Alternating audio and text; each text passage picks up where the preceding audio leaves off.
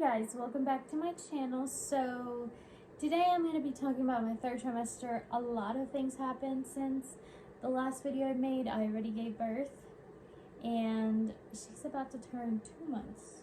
So it's been a while. I kind of got carried away with pregnancy, then giving birth, and now being a mom. It takes a while to get used to everything. But yeah, here I am making my third trimester video. So let's go ahead and get started. So the first few weeks of my pregnancy, of my third trimester, mom brain, were pretty much the same as the second trimester. Nothing really changed except I started to get tired like the first trimester. And it was a struggle to get things done at that point because one, you're so tired, and two, you're huge at that point. So yeah, that was the only thing that I can remember that I really struggled with. Then 35 to 36 weeks, I got heartburn for the very first time. Like, not the very first time, but the very first time that it was really bad. And I didn't know how to handle it. I complained a lot, but there was nothing really that I could do. Some people told me that I could try to make her move and that my heartburn will go away. I tried that, but it didn't really work for me, and I'll tell you why in a second. So then 36 weeks, I went to my OB appointment, and they told me that my baby was frank breech, which is interesting because I had a feeling that she was going to be breech for, probably since the beginning of my second trimester. And I kept on telling my husband about it, and he would be like, no, like, you don't know, she's probably head down for all you know. And I was like, no, I have a feeling that this baby is not going to be head down. I just have a feeling. I don't know why. I'm not an expert, I'm no doctor, but I just have this feeling. I can't tell you why, but I just do. And sure thing, I was right. She was a frank breech, which means that her feet were literally in front of her face, so her legs were like pretty much straight and up, and her head was up instead of downwards. So her head was pretty much close to my rib cage at all times, and she couldn't really move much. So that brings me back to the heartburn. Since she couldn't move that much,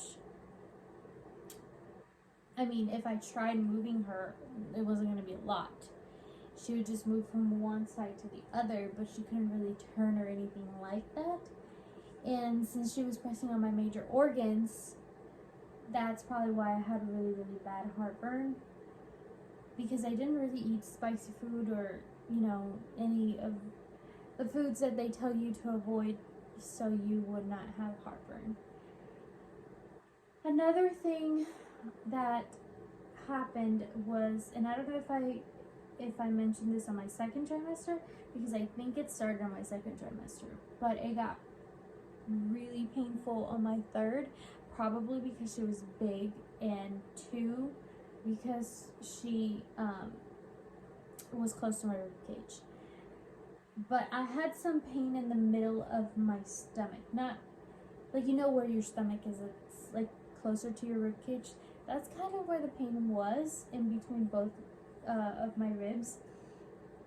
And I mentioned that to the doctor, and the doctor told me that it was because her head was close to my major organs, and so she was constantly pressing on them, and her feet and her hands were up there too. So yeah, I was in a lot of pain. All my organs were squished, and there was no way to make it go away because all of her was pretty much up there, and so her body was not distributed correctly throughout my belly, which was painful towards the end. Now, 37, 38 weeks, my feet started to hurt really, really bad. I started to get some swelling, but it wasn't like too bad. I know some women say that if your feet get really swollen, that means that you're giving birth any day. And so I kept an eye on my feet and my ankles, and they didn't, like, they got swollen, but not like, oh my gosh, they're so swollen. No. But I could definitely tell that they were really swollen. And for me at least, because I'm so skinny and I could no longer see my bones. My, you know, like my ankles, you have some bones there. Yeah, no, I couldn't see them anymore. And it mostly happened if I was on my feet for too long. And it was just, there's just nothing you can do. I mean, you can put your feet up, but I didn't do it, to be honest. It didn't hurt. They were just swollen. They did hurt. They would hurt if I was on my feet for too long. And in that case, I would just put some Burt's Bees lotion. I think it's, I don't know, I'll link it down below, but it's for pregnant women to use. And it's pretty much like menthol, but not really menthol. Like, it feels really good. And it has, like, I think peppermint essential oil or tea tree. I can't remember which one. So that's what I would use for the pain when it would happen, which towards the end it was quite often. Then 37,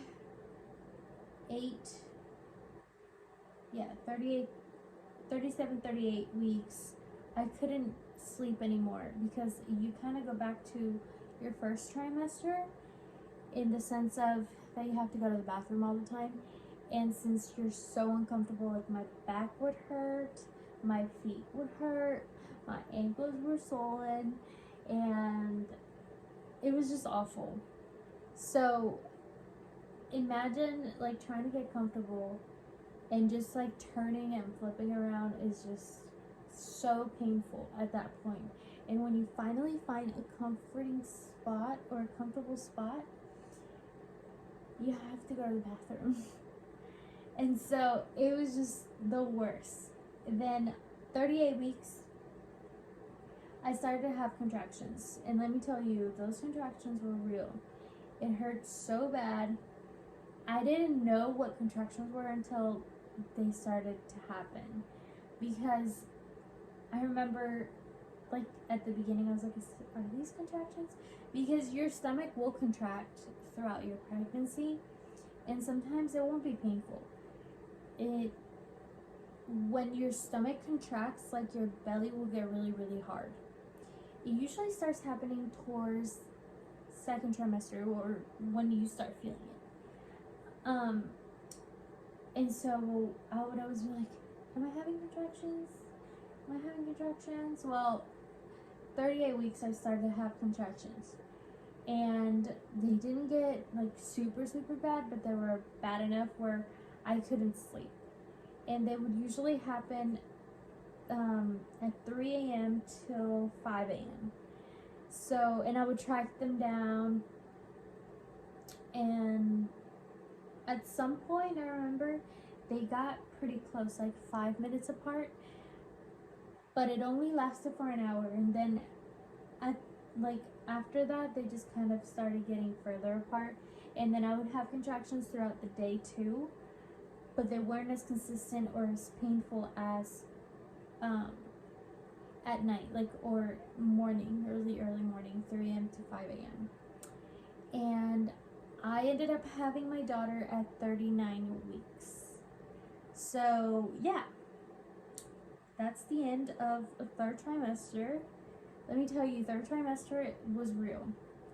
And I now understand why so many women are like, I'm so ready to get this baby out, or I'm evicting my baby if he or she doesn't come at this this week, because it becomes real. It becomes a struggle to sleep. It's painful, it's uncomfortable, and you can't do anything about it but just to bear through it, because you can't really take, you know, pain medications, and I don't even like taking them when I'm not pregnant. So imagine when I was actually pregnant, I just didn't take anything. It was real. But I'm so glad that all of those symptoms happened towards the very end of my pregnancy, and they didn't start like early third trimester, because I know that that's when a lot of women start complaining and are so uncomfortable. And all my doctors told me that I looked great and I didn't look uncomfortable whatsoever, and it was true. I was not uncomfortable until I hit 37 weeks till 39 weeks. It was pretty painful, and yeah, but overall I'm thankful I had a healthy pregnancy, a good pregnancy, which not a lot of women have, you know. As far as like symptoms go, I didn't have a lot of uncomfortable symptoms until the end, which I'm grateful for. But yeah, that's the end of my third trimester and the end of my pregnancy vlog series, whatever you want to call it. I hope that this information was useful if you're pregnant and you're going through these kind of things. It's gonna get better, I promise, and once you have your baby in your arms, you'll see that everything was so worth it. If you're not expecting it, you're just watching this for fun, because I used to do that. Yeah, don't be scared when your time comes to be pregnant if you ever want to have kids. It's something that you will be prepared for, or that you will have no choice but to become prepared for what's coming. But every pregnancy is different, so don't be scared, because you could have a pregnancy just like mine, or you could have a pregnancy better than mine as far as symptoms go. And maybe if I decide to have another kid, maybe the next kid will give me, you know, heartburn and throwing up and all those awful, uncomfortable things that happen throughout pregnancy. So don't be scared.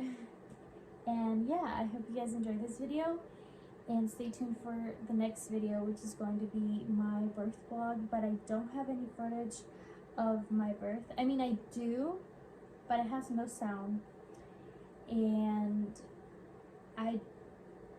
it's just not good footage to share.